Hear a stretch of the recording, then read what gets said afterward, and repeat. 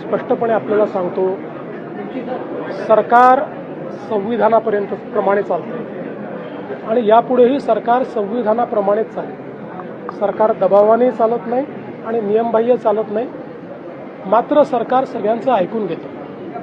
सगळ्यांचं ऐकून घेणं ही सरकारची जबाबदारी असते.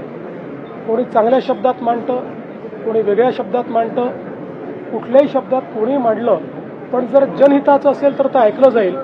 संविधानात बसणार असेल तर ऐकलं जाईल. संविधानात बसणार नसेल तर ऐकलं जाणार नाही. होणार कधी असं आहे. अगदी स्पष्टपणे तुम्हाला सांगायचं झालं ते काय पहिल्यांदा आहे का? चाललंच आहे. मात्र आमचं लक्ष समाजाकडे आणि मराठा समाजाकरता आमच्या सरकारने जे केलं ते इतर कुठल्याही सरकारने केलं नाही. आम्हाला मराठा समाज असो, ओबीसी समाज असो, SC असो, ST असो, BJ असो, NT असो, संविधानाने सगळ्यांची काळजी घ्यायला सांगितलेली आहे.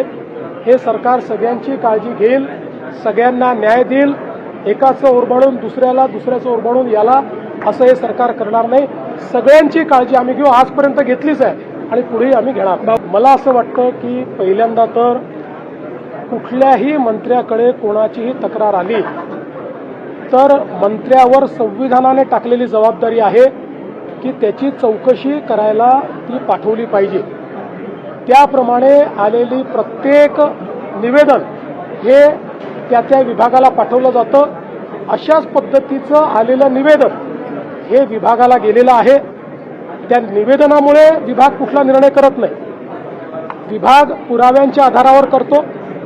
त्या ठिकाणी जी कमिटी आहे ही कमिटी सरकारला बांधील नाही. ती सरकारला रिपोर्ट देखील करत नाही. त्यांना पूर्णपणे न्यायालयाचा अधिकार आहे. त्या अधिकारात त्यांनी घेतलेला निर्णय, त्या निर्णयापासून कोणी जर दुःखी झालं असेल तर मागच्याच महिन्यात आपलं जे सेशन झालं त्या अधिवेशनामध्ये आपण ॲपिलेट अथॉरिटी तयार केलेली आहे. ते ॲपिलेट अथॉरिटीकडे जाऊ शकतात. पण केवळ एखादा मंत्री ओबीसी आहे म्हणून त्याला अशा पद्धतीनं टार्गेट करणं हे योग्य नाही.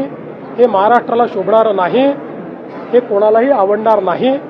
आणि माझं तरी मत आहे की बावनकुळेंनी कुठलंही इंटेन्शनल या ठिकाणी याचं रद्द करा, याला द्या असं केले नाही. मंत्री म्हणून जे कर्तव्य होतं ते केलेलं आहे. त्याच्या पलीकडे त्यांनी काही केलं नाही.